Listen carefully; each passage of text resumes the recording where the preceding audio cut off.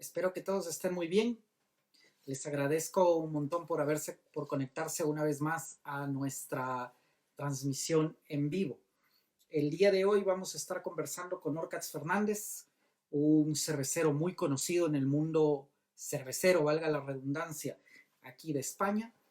Pero antes les quiero comentar algunas cosas. La primera cuestión es darles nuevamente las gracias por estar aquí conectados. Y quiero arrancar dando no sé si dando una noticia o leyendo una noticia. Pues el día de hoy salió en el diario El Mundo en España una noticia bastante desalentadora que dice que se estima que más o menos 40.000 bares y 270.000 empleos se habrán destruido en España hasta la finalización del COVID-19, producto de la cuarentena en la cual todos estamos sumidos y producto de que existe evidentemente una falta de consumo de este tipo de productos, ¿verdad? Un dato demoledor en el cual, si bien es cierto, no se está refiriendo a bares de cervecería artesanal en específico, sí es verdad que se está refiriendo pues a bares en general. El problema de esto es que muchos de estos bares venden cerveza artesanal y de una forma directa o una forma indirecta resulta también en un perjuicio al sector. Bien, bueno, antes de arrancar e invitarlo a Orcats, quiero también decirles algo importantísimo. El día de ayer y el día de hoy, BBC, que es el Barcelona Beer Challenge, una de las competiciones cerveceras más grandes de Europa, dio el anuncio de quiénes son los ganadores de la competición de este año. Y hemos tenido muchísimas sorpresas. Y no solamente sorpresas, sino también muchísimo debate, porque resulta que más allá de los grandes ganadores o los grandes perdedores de esta competición, nos despertamos con la sorpresa de que las cervecerías industriales participaron en esta competición y particularmente la cervecería Mau, que es la Pilsener de España, que es la cerveza más importante de España, bueno, más importante, más grande, digámoslo de alguna forma, barrió con varias medallas en la competición. Esto produjo dentro del movimiento cervecero artesanal una especie de debate acerca de si el BBC es una competencia válida, si es que no es válida, no lo sé. Lo único que sí está claro es que BBC, la gente que organiza BBC es gente muy seria y los jueces no son personas serias también, y yo no tengo la menor duda de que han hecho el mejor trabajo y el mejor esfuerzo y de que no hay arreglo en la parte de atrás. Pero sí nos llama a reflexionar porque podemos ver que una cervecería tan grande como Mau, si es que se lo propone, puede sacar muchas y muy buenas medallas. Y les quiero traer un dato a colación.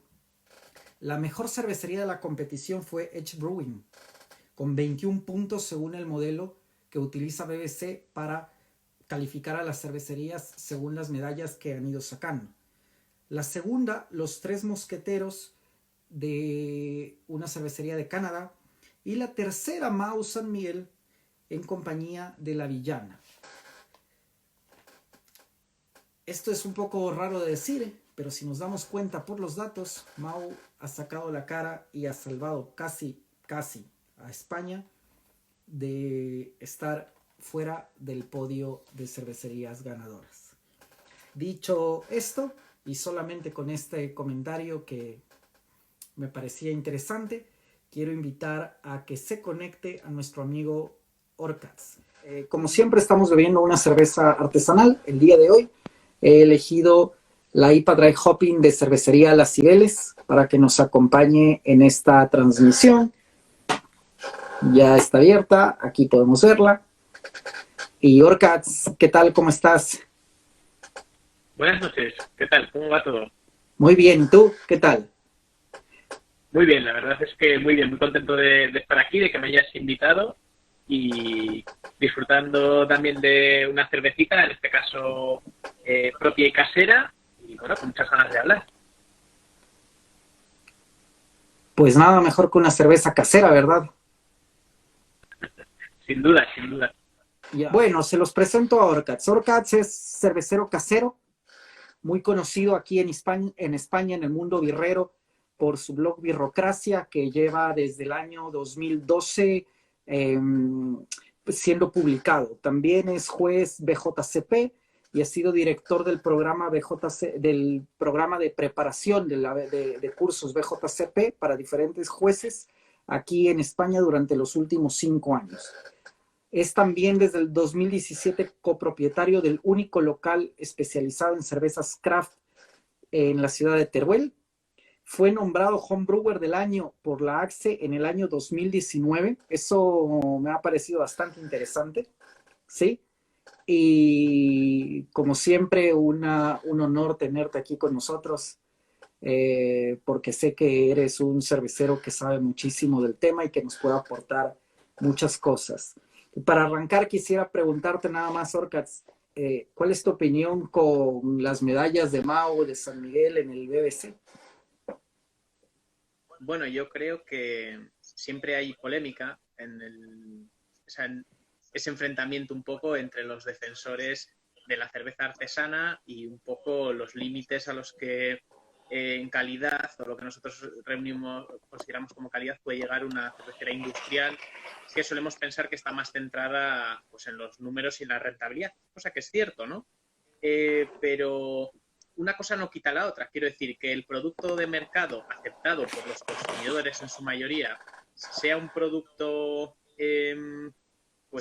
más básico, no quiere decir que no tengan los conocimientos, los medios y la capacidad para elaborar cervezas ganadoras de medalla, incluso no solo en las categorías pues, de esas cervezas de mercado que suelen elaborar normalmente. Entonces, para mí, no deja de ser una nota de color, pero una sorpresa como tal no me supone, porque me parece que es lógico pensar que con sus medios económicos, materiales, infraestructura, etcétera, etcétera, pues que si quieren hacerlo, pueden hacerlo. Otra cosa es, pues si esas cervezas van a ser cervezas de especialidad que van a comercializar puntualmente o en pequeños situaciones o espectros, o si van a apostar por ese tipo de cerveza en sus grandes lineales, ¿no? Que la puedan elaborar no me supone ninguna duda, vamos, nunca lo he dudado. Otra cosa es si en realidad, aunque ganen esas medallas, esa cerveza van a introducirla masivamente en el mercado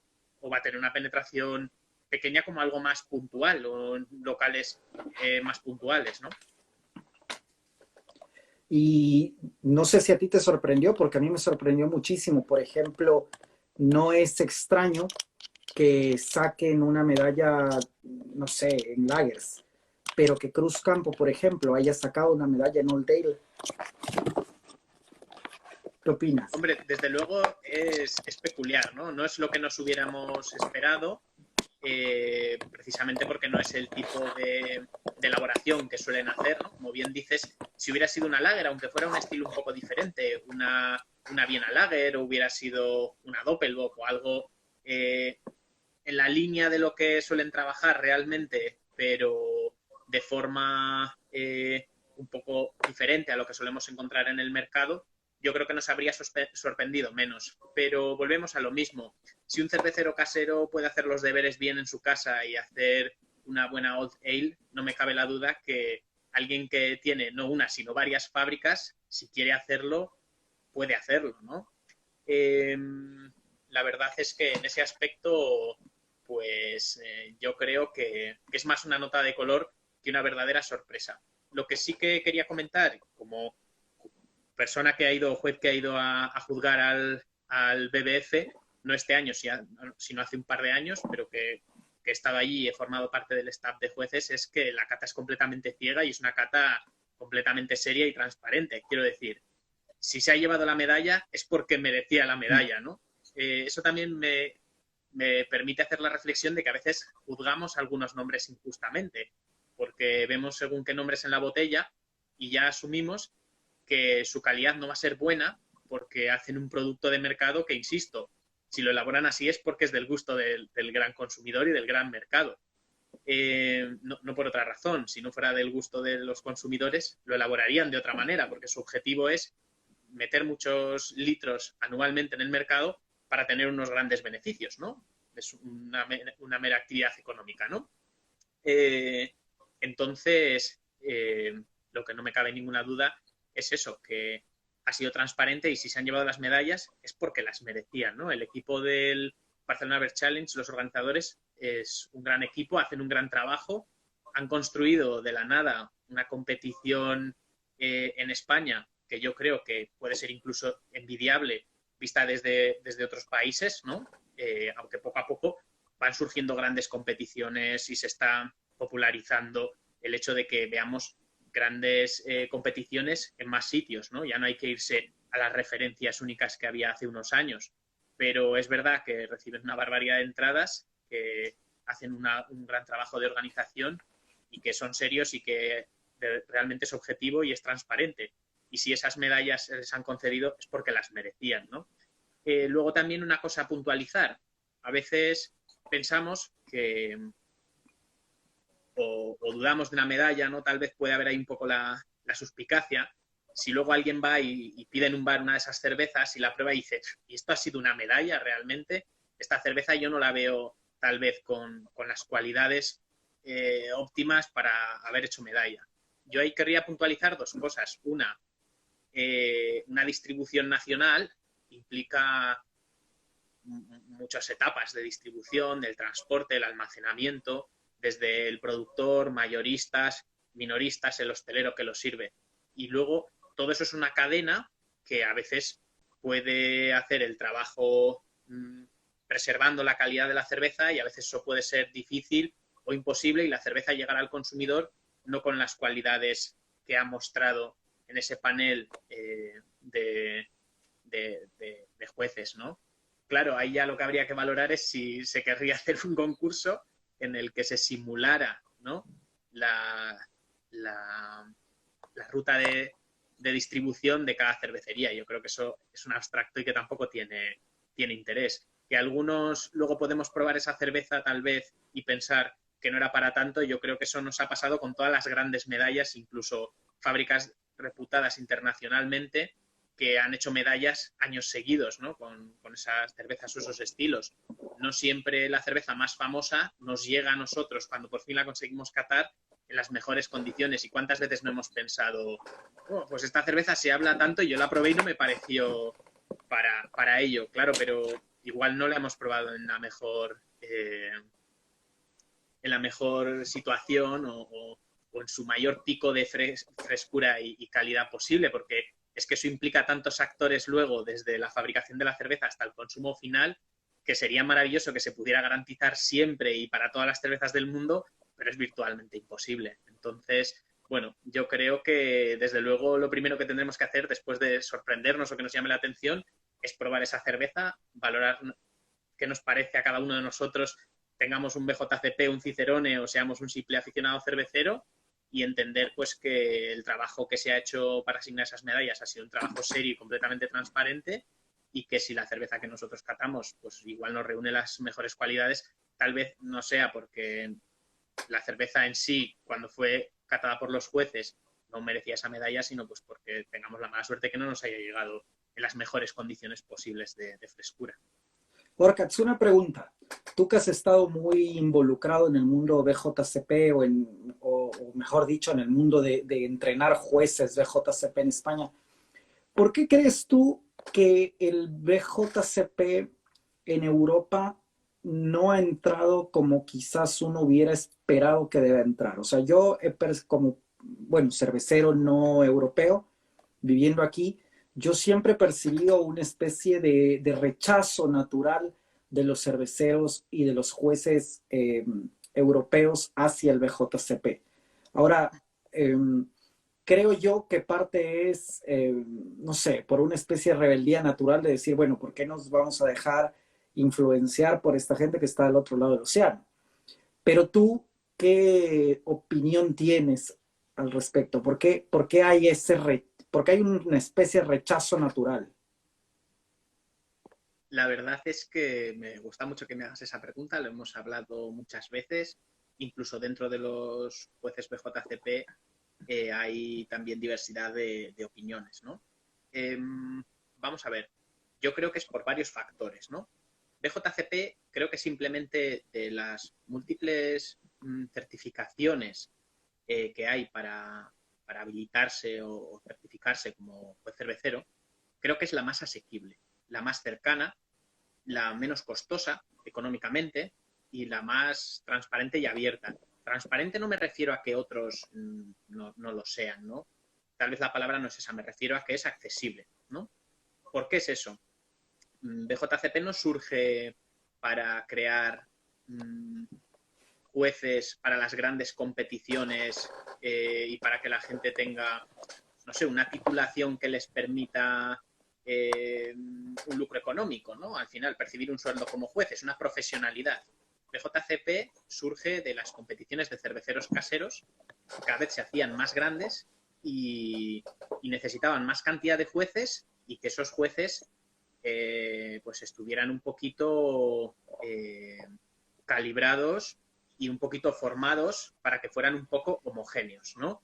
Porque si tú y yo ahora mismo organizamos una competición cervecera y no existieran jueces certificados, pues dentro de la gente del sector, de los aficionados, elegiríamos aquellos que nos parece pues que tienen mejores conocimientos sobre la cerveza, pero cada uno de ellos podía estar juzgando esa cerveza de forma muy individual, muy particular, muy según sus gustos o sus experiencias, ¿no? Porque nadie habría homogenizado, nadie habría generado un consenso sobre esa cata.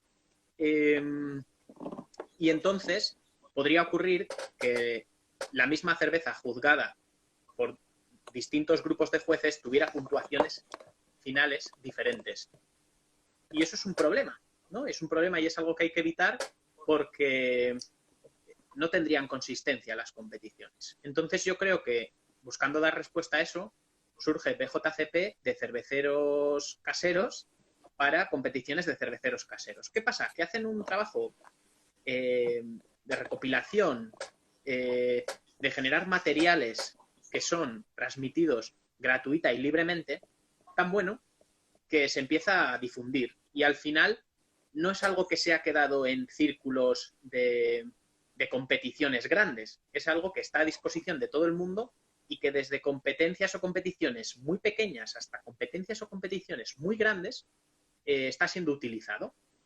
¿Eso qué hace? Eso que en cierto modo es bueno, es maravilloso porque han conseguido popularizarse, hicieron un trabajo y lo abrieron libremente a quien lo quisiera utilizar y se ha popularizado mucho, también hace que a veces sean las primeras guías cerveceras en las que la gente piensa, porque no son las únicas, existen otras, ¿no? Pero las de BJCP parece que las conocemos todos porque son muy accesibles.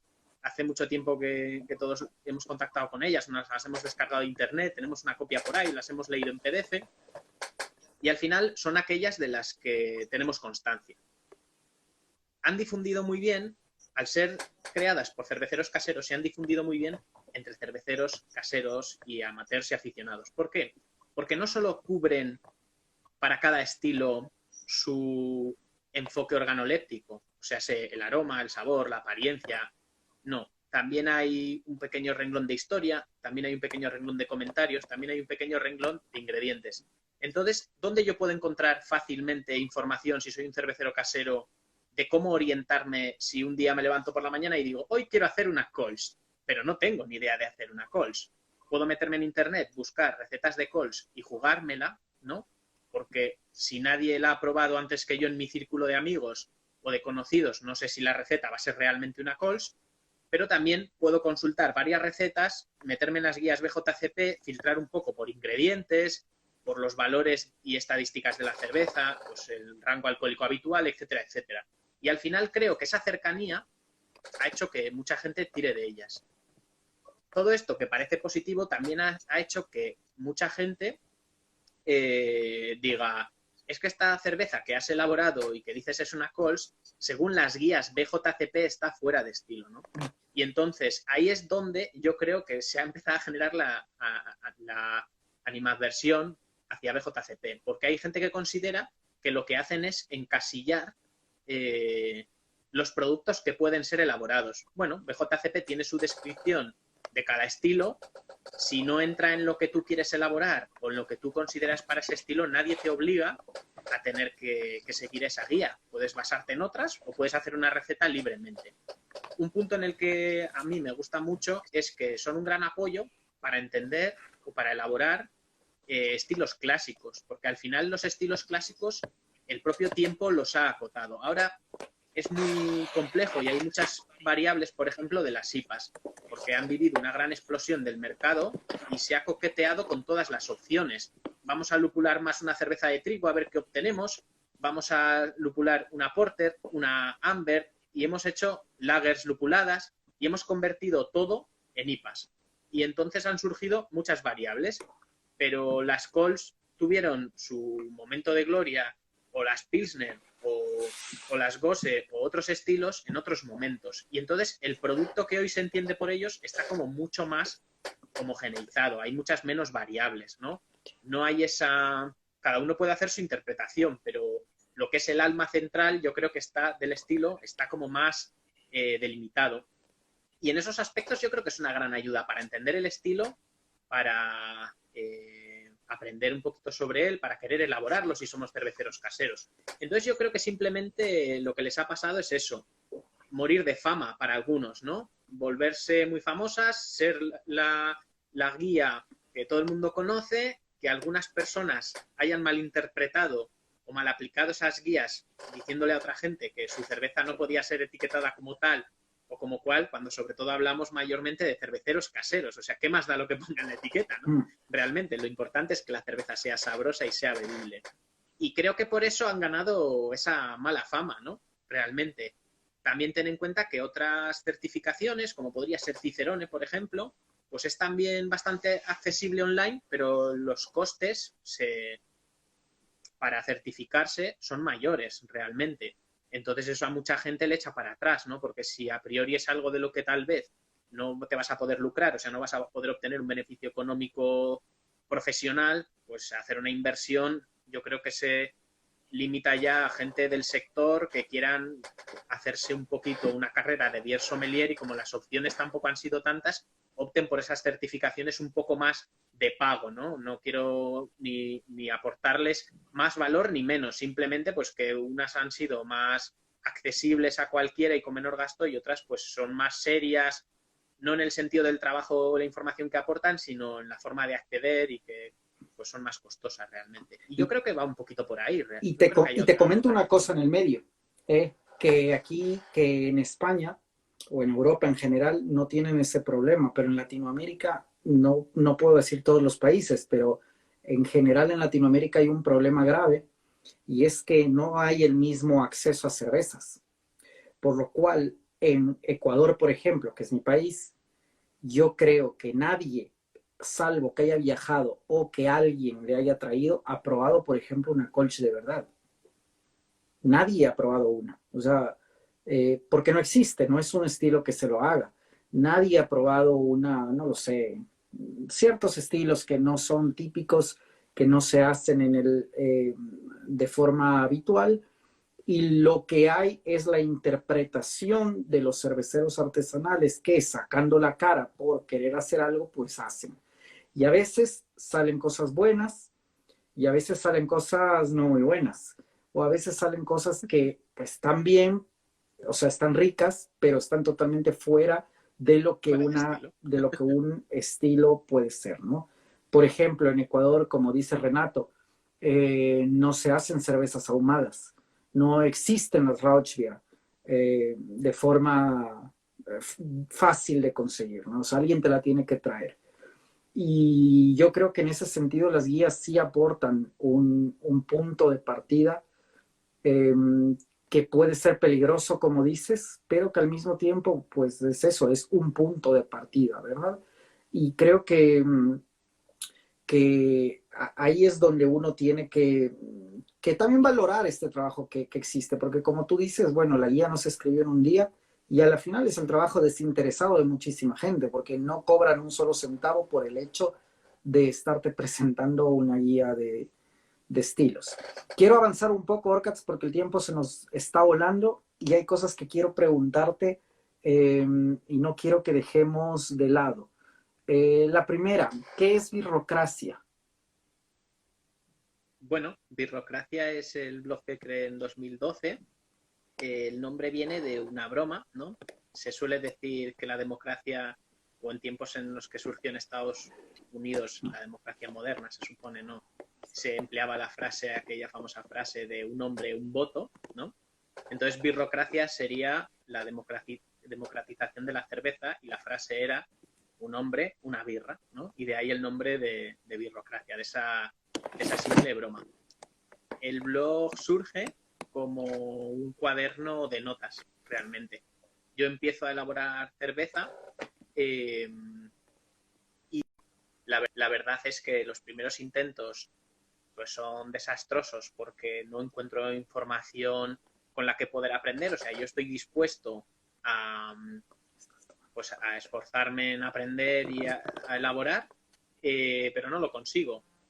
Y el acceso a la información en 2006, cuando hago los primeros intentos, la red no es la red tan grande y que nos une tanto que era ahora, era todo más difícil, un poquito más arcaico, y no encuentro información muy veraz. De hecho, cosas que en aquella época leí ahora me parecerían completamente descabelladas, pero en aquel momento pues se hacían y se decían, ¿no? Y cuando por fin en 2012 retomo el tema de elaborar cerveza, es porque descubro la ACCE, que es la Asociación de Cerveceros Caseros Españoles, ¿no? En mi caso, lo digo porque precisamente en Ecuador se llama igual, ¿no? Asociación de Cerveceros Caseros Ecuatorianos. Y, pero bueno, imagínate el lío que tengo yo, porque estoy en las dos, en los grupos serios de las dos claro, y en los grupos no serios de las dos. Así es. Entonces, en aquel momento, pues descubro la ACCE y ahí veo una gran cantidad de información ya escrita, también recopilada, escrita por otros, y al mismo tiempo una comunidad de gente con ganas de compartir lo que saben en base a sus experiencias y demás. Y empiezo a aprender muchísimo, pero estoy en una fase tan inicial que empiezo a escribir artículos simplemente como mis notas, en vez de usar un cuaderno y que ese cuaderno se hubiera quedado en un escritorio y fueran mis apuntes, empecé a elaborar artículos que en realidad respondían a mis dudas y a mis necesidades. Y a día de hoy, incluso a veces, digo, esto no me acuerdo muy bien. Y a través del móvil accedo a Birrocracia y me lo leo. Y me resulta, claro, muy rápido de recordar, como la diferencia entre estudiar de los apuntes que hizo otro o estudiar de tus propias notas y apuntes, que enseguida recuerdas e interiorizas mucho más la información. El tiempo fue pasando y fue ganando visitas y al mismo tiempo pues fue creciendo en contenidos. Es verdad que sobre todo me quiero disculpar un poco con todos los seguidores porque en los últimos años la publicación, el ritmo de publicación ha sido prácticamente nulo, muy escaso, pero bueno, pues porque la vida cambia y a veces la disponibilidad de tiempo no es la que uno querría. Pero la prueba y algo de lo que me siento satisfecho de que la información que hay alojada es útil, es información básica que responde a muchas dudas por las que todos hemos pasado, es que aunque en los últimos años prácticamente no he escrito nada, el ritmo de visitas del blog se sigue manteniendo, porque son artículos que no hablan de temas actuales, no comentan actualidad, sino que simplemente pues muestran formas de elaborar procesos, aclaran dudas, explican procesos y, claro, siguen estando vigentes por mucho que pase el tiempo. De vez en cuando los voy revisando y alguna vez actualizo algún artículo como diciendo, uy, 4 años después creo que esta ya no es la mejor manera de hacer esto, o hemos aprendido más o hemos entendido mejores las cosas. Y es un poquito así como surge, casi como unos apuntes. Y Nación Cervecera, no te voy a negar una cosa, yo no había visto Nación Cervecera, entré en YouTube, vi, y lo primero que me llamó la atención es que estás considerablemente más joven en los videos. Hombre, piensa que de Nación Cervecera yo creo que ya han pasado casi 5 años, la verdad. Nación Cervecera surge como un proyecto paralelo a Birrocracia años después, pues porque entiendo que escribir artículos para que uno los lea tranquilamente en su casa está bien, pero a veces el vídeo aporta y las imágenes aportan una cercanía y una rapidez que no tiene el texto escrito, y que si tuviera que contar lo mismo que contaba en un vídeo, en un texto lleno de imágenes y demás, pues a mucha gente le daría pereza leérselo, le costaría más. Y quise hacer la información más accesible y combinar los dos formatos. Cuando quería hacer un artículo más profundo, que entre paréntesis y con cariño podríamos decir más tocho, porque algunos artículos merecen la pena el esfuerzo, pero son más tochos, uno se tiene que sentar a leerlos con ganas de llegar al final de esa información, pues el vídeo daba toda la frescura y la rapidez y la sencillez que eso no tenía. El problema es que me costaba mucho más tiempo no rodar los vídeos, porque la verdad es que me ponía delante de la cámara y el tema salía, y prácticamente todos están grabados a la primera, a la segunda o como mucho al tercer intento. O sea, no había demasiado trabajo ahí de repetir escenas y demás. Pero es que el montaje me resultaba muy tedioso y al final tardaba mucho más que haciendo un artículo tocho. Y entonces, llegado un momento además, cuando ya había dominado mis ciertas herramientas, tenía varios vídeos en edición preparados con antelación para poder ir manteniendo una cadencia de publicación, pues esto además es una historia verídica y graciosa, montando un agitador casero para hacer starters, dejé 2 imanes de neodimio encima de la mesa, sin querer apoyé el portátil un rato después encima, se pegaron al disco duro y se lo cargaron. Entonces, toda la información que había hasta ese momento, los programas de edición, el material grabado, todo el trabajo hecho, se destruyó en ese mismo instante. Madre mía. El agitador quedó muy bien, pero en aquel momento perdimos Nación Cervecera. Y retomarlo, pues me resultó un trabajo demasiado... Hubiera sido más fácil tal vez mantener girando la bola, pero me resultó un trabajo muy arduo. Siempre me encuentro con gente que me dice, tienes que retomar Nación Cervecera, echo mucho de menos tus vídeos. Y la verdad es que me lo dicen tanto que hace tiempo que pienso en hacerlo, porque ahora desde el móvil puedes grabar con buena calidad de audio, de vídeo, lo puedes editar en el propio móvil con aplicaciones, se ha simplificado todo muchísimo. Hace unos años yo usaba el portátil, igual no tenía las mejores herramientas de edición ni el conocimiento, por supuesto, pero me resultaba muy complicado. Y ahora algunas pruebas que he hecho, tengo varios vídeos editados, de hecho, en el móvil, pensando en si empezamos a subir de nuevo a YouTube, si publicamos en Instagram o qué hacemos.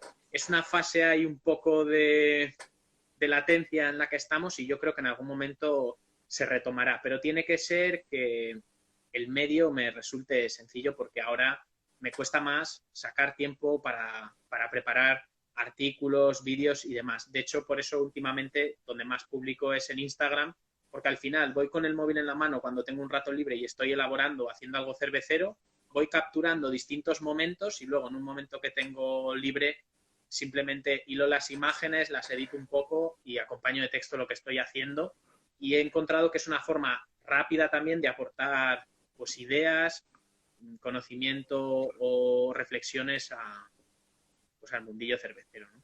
¿Cómo crees que, cambiando un poco de tema del asunto del blog, cómo crees tú que va a afectar el asunto del COVID-19 a las copas cerveceras? Es algo que habíamos estado hablando antes de conectarnos un rato también, el asunto de la BBC y de otras competiciones. Pero sin duda alguna este año se ha cortado. Hemos perdido un semestre prácticamente y estuve conversando yo con compañeros de Ecuador. Varios me dicen que posiblemente la Copa, que la Copa de Ecuador posiblemente no se realice este año o se retrase. Los de Brasil me comentaron que las Copas de Brasil se han suspendido. Muchas más copas o están suspendidas o están por suspenderse. ¿Qué va a pasar aquí en España? Bueno, yo creo que, entre comillas, por suerte, pues una parte de los concursos ya habían realizado, aunque igual no habían hecho sus entregas de premios formales y demás, pues ya habían realizado las catas, ¿no? Como nos pasó en la Asociación de Cerveceros Caseros Españoles, que justo antes de que llegara el lockdown, el bloqueo, realizamos las catas previamente y por eso el concurso de este año se ha realizado. BBC no ha podido hacer la entrega de premios al uso dentro del Barcelona Beer Festival, pero el Barcelona Beer Challenge ya se había realizado y ya han salido entre ayer y hoy los ganadores, las medallas y demás. En otros sitios que no hayan tenido y otras competiciones que no han tenido la suerte de haberse realizado antes de esta llegada, todos van a pasar por dos opciones: o cancelar un año o realizarlo a posteriori. Creo que los que requisieran de aportaciones e inversiones del sector, pues yo creo que muchos tal vez decidan aplazar al año que viene, porque pues este momento que va a vivir tan duro la industria ahora tal vez no sea el mejor para ello, ¿no? Los que igual no necesitarán unas inversiones tan grandes, o que crean firmemente que hacer esa inversión va a ayudar a la regeneración del sector después de la parada de la economía que vamos a sufrir, pues yo creo que se harán a final del segundo semestre del año o el último trimestre ya casi prácticamente, ¿no? Creo que vamos a ver un poquito de todo, porque cada país va a sufrir esto de una manera similar pero diferente y cada uno va a tomar distintas decisiones para hacerlo lo mejor posible y para capear. Lo que sí que creo es que a la larga, pues el coronavirus, que ahora está siendo un gran mazazo para todos, pues pasará y volveremos a una normalidad que, si no es exactamente la que había hasta ahora, pues yo creo que será una normalidad alta, porque a fin de cuentas el impacto ha sido muy grande, porque ha sido un virus nuevo para el que ninguno estábamos preparados a nivel de sistema inmune, ¿no? Entonces es muy diferente que un virus que ya conocemos se pasee por todos nosotros epidemiológicamente hablando, como hace la gripe, generando pequeñas manchas de casos, o que un virus nuevo llegue y todos podamos enfermar al mismo tiempo, ¿no? En ese aspecto yo creo que ahora que el coronavirus es un gran peligro, dentro de unos años, con la aparición de una vacuna, con el desarrollo de la inmunidad por parte de las poblaciones, pues se convertirá en otra lata. Y luego pasaremos una gripe muy fuerte y no sabremos si ha sido gripe, una mononucleosis, un coronavirus. Bueno, habrá que convivir con ellos, ¿no? Los virus es lo que tienen, están ahí, están para siempre y hay que convivir con ellos. El problema es que el frenazo que ha dado la economía en los países individualmente, pero a nivel internacional, es tan grande que va a dejar unas secuelas que sí que nos van a costar tiempo capear y sobrellevar, sin duda, ¿no? Y como bien decías, esas cifras que has dicho que son devastadoras, pues son unas cifras que no contemplan en concreto al sector artesano, pero son unas cifras que se van a extrapolar a todo lo que sean pues sectores de ocio, de restauración, de hostelería y de turismo. Y pues muchos de los países que tenemos costa y un clima benigno y bastantes horas de sol, pues como puede ser España, pero pueden ser muchos de los países latinoamericanos que nos estén viendo ahora, pues van a sufrir una recesión bastante grande, porque van a perder la temporada de cara al turismo de verano de este año y todas esas visitas que se van a dejar de realizar, esas inversiones, lo que la gente no va a viajar, lo que la gente no va a salir de casa y no va a consumir, aunque hemos visto que prácticamente todo el panorama cervecero craft, al menos aquí en España, en los últimos años haber ido ampliando sus líneas de negocio con su propio tap room, que hace pues 3 años visitabas fábricas cerveceras artesanas y no era frecuente que lo tuvieran, pero en los últimos 3 años ahora es raro ir a una fábrica cervecera y que no tenga su propio tap room. Pues en las últimas semanas hemos visto cómo todas habilitaban una página web para venta online, un poco más trabajando la venta minorista, ¿no? Es una forma más en la que las vías de negocio y los emprendedores pues se aferran a seguir resistiendo y a abrir nuevas formas de mantener vivo el sueño, ¿no? Que es ese negocio que han creado. claro, por desgracia, cuanto más grande sea la fábrica y más grande fuera su penetrancia en el mercado, más conocida fuera y más lejos distribuyera, pues más daño va a sufrir, en el sentido de que los grandes comercializadores pues son los que no están trabajando ahora. Las micros que fueran más pequeñas y que tuvieran unas ventas más locales, pues creo que van a sobrellevar mejor este episodio, pues con la distribución propia o la venta online, y por desgracia pues algunos no soportarán el envite, tanto a nivel craft como a nivel de todo tipo de negocios, y otros saldrán reportados, claro, es lo que ocurre siempre en todas las crisis, ¿no? Sabes que casi hay un consenso entre todos los que hemos conversado y que de alguna forma, no quiero decir entendemos, sino de alguna forma pues nos hemos involucrado en el mundo cervecero del manejo, desde el punto de vista de manejo de la empresa cervecera. Y casi que hay un consenso en que las cervecerías grandes sobrevivirán. No me refiero a las industriales, me refiero a las cervecerías grandes artesanales. Las muy pequeñitas también lo lograrán porque la mayoría ni siquiera vive exclusivamente del hecho de la cerveza como tal. Pero el golpe mayor es el que van a sufrir más bien las cervecerías intermedias, es el sector intermedio, ese que invirtió hace muy poquito para comprar un nuevo fermentador a costa de muchísimo esfuerzo, ¿no?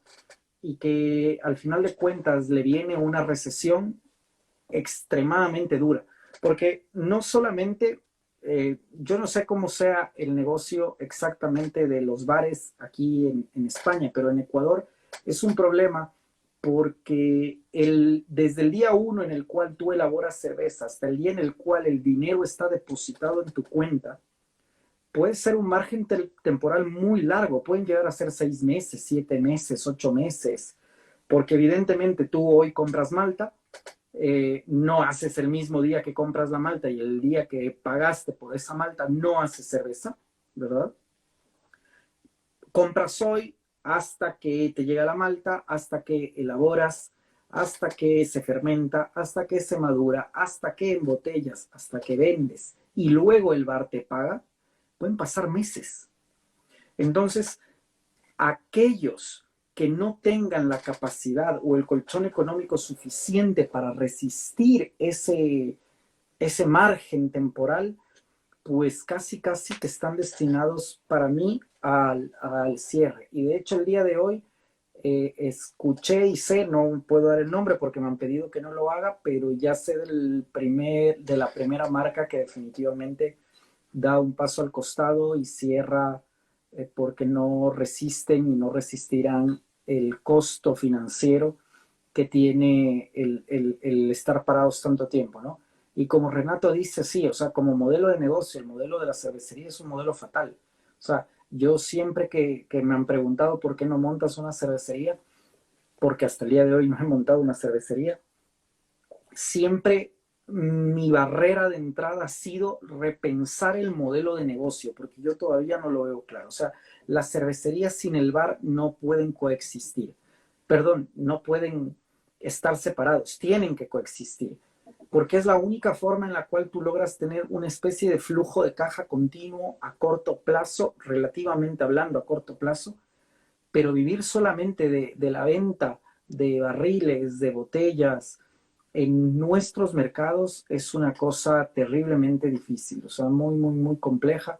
Yo converso siempre con mis amigos cerveceros, este bar me debe $3,000, este bar me debe $2,000, este me debe 1,500, luego tú le dices, suma cuánto te deben, y así viven. Entonces el golpe va a ser muy duro. Yo no sé si en España esto pasa igual o similar o diferente, pero al menos en Ecuador es muy difícil el poder sostener el modelo de negocio de cervecería como está concebido. Y espera, todo esto tomando en cuenta una cosa, que te paguen. ¿Sí? Porque, como te digo, el día de hoy una cervecería o un bar cervecero cerró en Ecuador. Todos aquellos que son que tienen una deuda con esta persona, se quedarán impagos porque no hay a quien cobrarle. Claro. Entonces, es una situación súper, súper, súper dura y que no se sabe qué va a pasar mañana, porque no sabemos si el día, aquí en España, el 26 de abril, no sabemos si es que el presidente va a decretar 15 días más de cierre. No lo sabemos. Claro. Y en Ecuador Claro. tampoco, que seguramente lo harán, porque allá la situación es muy complicada también. Claro. Realmente el problema es ese, ¿no? Habrá empresas que hubieran hecho una inversión fuerte, que ahora tuvieran un alto endeudamiento, como una fase del plan de negocios en los que sabían que ahora iban a estar altamente endeudadas, pero porque estaban en una fase de ampliación o de asentamiento. Si paralizan la actividad y no pueden pagar esas deudas, pues es más fácil que esas empresas no puedan continuar, ¿no? Las empresas pequeñas, con 1 o 2 trabajadores, que hay muchas micros así, probablemente quienes se dediquen a ellas sean a tiempo parcial o tengan otras vías de ingreso, o sea, un negocio más familiar donde alguien de esa familia mantenga otros ingresos fuera de la cervecería. Entonces es más fácil que sobrevivan y que tengan un bajo endeudamiento, porque tal vez sea un negocio pequeño, ¿no? Las más grandes tal vez tengan ya un plan de negocio asentado donde ahora mismo pues el endeudamiento no sea tan grande. Y según en qué momento su plan de negocio estén y cuáles sean pues el grado de endeudamiento que tuvieran, los costes fijos que tuvieran que asumir, probablemente las medianas sean las que tengan más dificultad para sobrellevar esto. Y el problema es lo que dices. Un negocio que cierra genera un goteo de impagos que al final, como si fueran fichas de dominó, puede ser el impago que al final haga que colme la gota que colme el vaso para otro negocio y que sea al mismo tiempo también cierre, y al final eso se va extendiendo, por lo que bien decíamos, son negocios que están muy, muy interrelacionados entre ellos, tanto hosteleros como productores, ¿no? Entonces eso puede, y distribuidores, eso puede ser un problema que haga que al principio parezca que algunos cierran como por goteo tal vez, pero que luego haya una fase en la que parece que eso se va ampliando, ¿no? Desde luego, pues es una situación de incertidumbre y tendremos que ver cada uno cómo se las ingenia para capear el temporal y para sobrevivir un poco pues a esta situación. A la tempestad. Pero desde luego para algunos va a ser dramático, claro, es así, va a ser el fin del negocio en el que han trabajado los últimos años, sin duda. Orcats, nos queda súper poco tiempo. ¿Qué artículo? Bueno, antes que nada, si alguien tiene alguna pregunta, no se olvide, utilizando el cuadro que está justo aquí, que tiene como 2 naipes y un signo de interrogación, pueden hacer preguntas. Nos quedan apenas 9 minutos, así que si alguien quiere preguntar algo, ahora es cuando.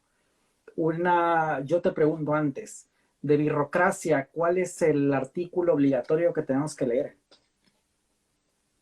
Hombre, yo te puedo decir cuáles son los que más visitas reciben. Hay un artículo que explica la carbonatación en barril, que ese es un clásico de los más visitados todos los años y que explica los distintos métodos, el set and forget, inyectar CO2 al barril conectado y agitarlo con el pie, todas estas cosas, y ese es uno de los más visitados. Hay otro, por ejemplo, y hay un par de artículos que suelen ser un poco un popurrí de aclarar cosas en la fase del proceso. Por ejemplo, los distintos tipos de lavados que se pueden hacer, de lavados de la malta durante la elaboración, ¿no? O, por ejemplo, pues qué es el madurado, qué es el choque frío, cosas así. Y eso es la verdad es que resuelven muchas dudas y suelen ser de los más vistos. Entonces yo creo que empezaría por ahí. Recomendar uno solo es difícil porque cada uno de los que nos esté viendo y sea homebrewer o tenga interés puede estar ahora mismo en un momento de su camino de aprendizaje diferente y tener unas necesidades diferentes. Si uno quiere saber cómo fermentar bajo presión, otro quiere saber cómo carbonatar en barril, otro cómo hacer correctamente el cebado de las botellas, entonces cada uno irá encontrando un poco qué artículo aquí hay una pregunta, pero para mí tiene un poco de trampa.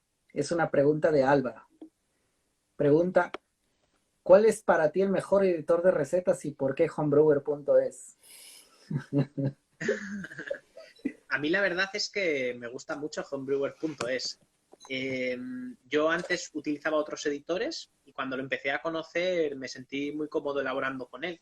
Fue de los primeros que tenían en cuenta cosas como la cantidad de ebooks que ganas durante un hop stand según su duración y demás, ¿no? Y eso había otros que ahora poco a poco lo han ido adaptando y la verdad es que no lo tenían, ¿no? Entonces yo casi todas mis recetas las tengo anidadas ahí. Últimamente, por comodidad, al tener la Grainfather Connect, utilizo su aplicación, porque directamente luego desde ahí activo el brew day, la elaboración y demás. Pero casi todas las recetas las diseño primero en Brewer. Y luego una cosa que me gusta es esa filosofía, una vez más, de que no persigue lucro, un poco como hablaba con BJCP, un poco como es la idea de birocracia y demás. Alguien que tiene la capacidad de compartir una información y lo hace libremente. A mí esa es una filosofía que me gusta mucho, es lo que encontré en la CCE, es lo que he encontrado con Homebrewer, con BJCP, y son un poco las ramas del árbol que yo he ido utilizando para trepar, realmente. Orcats, una pregunta de respuesta rápida. Esta ya la respondiste, pero te la vuelvo a lanzar porque, bueno, la están haciendo nuevamente. Esta pregunta es particularmente de un admirador tuyo. Rapidísimo porque ya lo respondiste. ¿Por qué dejaste de hacer videos para YouTube? ¿Por qué dejé de hacer vídeos para YouTube?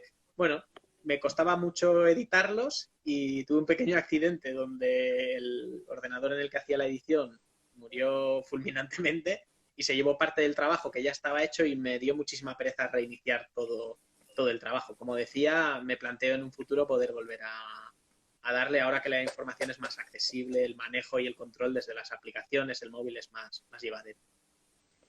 Otra pregunta, Renato pregunta, cuando hacen alguna copa de cervezas, ¿hay algún organismo que haga una auditoría en la copa para controlar que todo esté en orden? Yo las únicas copas cerveceras en las que he participado han sido de BJCP. Entonces, BJCP solicita una cierta información de número de entradas, una serie de registros, una serie de actas. Hasta ese punto podríamos decir que sí. Ahora, una auditoría, quiero decir, como lo que entendemos por una auditoría de tener a un señor de traje gris tomando notas detrás de uno mientras hace el trabajo, yo creo que eso no existe en ningún sitio. Cada gran competencia tiene que ganarse su prestigio y al final lo que nos va a dar la confianza es el prestigio que se hayan ganado, que a veces igual no es lo mismo que tener una gran proyección, o sea, la más famosa tal vez no sea la más prestigiosa, pero bueno, yo creo que hasta cierto punto, como muchas de ellas son iniciativas privadas o individuales, ¿no? Pues hay que confiar en el buen hacer de la gente. Una última pregunta que nos hace Rock Chris. Bueno, te la lanzo. Yo creo que está preguntando porque como hace un rato estuvimos conversando sobre que no existe en Ecuador o en los países de Latinoamérica, por ejemplo, Colch, ¿verdad? Él pregunta si tú sabes si existe en Colch en Estados Unidos. ¿Colch en USA? Yo creo que sí. De hecho, la Colch es un estilo que hace unos años, ya sabéis que en Estados Unidos los estilos no americanos, y podríamos decir estilos tradicionales, poco a poco han ido teniendo sus momentos de gloria, ¿no? Las cuádruples han tenido grandes momentos de gloria, las Sour, incluso Lambic, incluso elaboradas en Foeder, han tenido unas super explosiones, y Colch es un estilo que si lo pensamos es una cerveza rubia, que tiene cierta complejidad sutil, eso quiere decir que el que quiere admirar esa complejidad la ve y el que solo quiere ver una cerveza refrescante no la ve. Y es una cerveza muy sencilla, bebible. Sencilla me refiero que organolépticamente no es como una IPA que o disfrutas el lúpulo y el amargor o no lo disfrutas. Creo que puede ser una cerveza que guste a un mayor número de personas, aunque igual tal vez no sea su estilo favorito. Y sé que hay muchas cervecerías que han elaborado Colch y sobre todo es un estilo al que se le ha añadido mucha fruta y ha sido muy típico que en las versiones de micros americanas pues la Colch fuera con melón de Cantalupe o fuera con otro tipo de frutas o verduras y etcétera, etcétera. Oye, Orcats, ha sido un tremendo gusto tenerte el día de hoy. lastimosamente, aunque tú no lo creas, ha pasado ya 1 hora. Y el problema es que Instagram Live nos corta la transmisión justo a la hora. Entonces, antes de que ellos nos voten, nosotros nos vamos, ¿no? Esa es la filosofía, morimos de pie, ¿verdad? Perfecto. Ha sido un Perfecto, gustazo perfecto. tenerte aquí. Y si quieres decir una última palabra así cortísima, porque nos van a cortar, ahora es cuando. Nada, simplemente agradecerte esta invitación, he disfrutado mucho y la verdad es que el otro día te decía, pero 1 hora no será mucho tiempo. Y efectivamente se ha pasado la hora en un periquete y ni siquiera me ha dado tiempo a terminarme la cerveza. Así que nada, brindo con todos vosotros, espero que hayáis pasado un rato agradable y bueno, ya nos iremos viendo por las redes. Sí, igual el día de mañana subiremos este vídeo a YouTube, entonces si es que alguien lo quiere volver a ver, lo quiere repasar, va a estar subido en la red, igual en el blog lo subimos, entonces por suerte el día de hoy tenemos la tecnología que está de nuestro lado, ¿verdad? El siguiente conversatorio lo tendremos el día sábado, va a ser un tema muy interesante porque hemos invitado al ex presidente de la Asociación de Cerveceros de Venezuela y nos quiere contar cómo es hacer cerveza en Venezuela, cosa que para todos nosotros quizás puede ser algo que no sabemos. Yo al menos no sabía antes de conversar con él cómo funciona, ¿no? Entonces, vamos a conversar con él. La otra semana también vamos a tener una charla con el economista Luis Espinosa Godet, que es un madrileño que vive en Quito. Mira esta coincidencia. Entonces queremos conversar con él acerca de su visión como economista. Él no es cervecero, pero como economista, su visión acerca de los impactos del COVID-19 en nuestro sector. Entonces, dicho todo esto, muchísimas gracias, Orcats, nuevamente por la visita. Esta es tu casa también siempre. Y yo me despido al final. Te corto ahora para poderme despedir de la gente y luego nos despedimos en offline. Perfecto.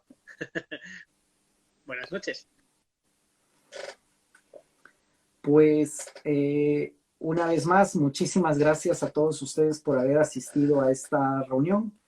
La idea nuestra no es hacer charlas convencionales, sino hacer conversatorios con personas que son del sector de la cervecería o de sectores relacionados, pero que no necesariamente todos los conocemos. Entonces espero que estén disfrutando esta serie de charlas, sigan visitándonos, estamos en YouTube también con un nuevo canal que lo publicaremos por Instagram a su debido tiempo, pero pues ahí nos seguimos viendo.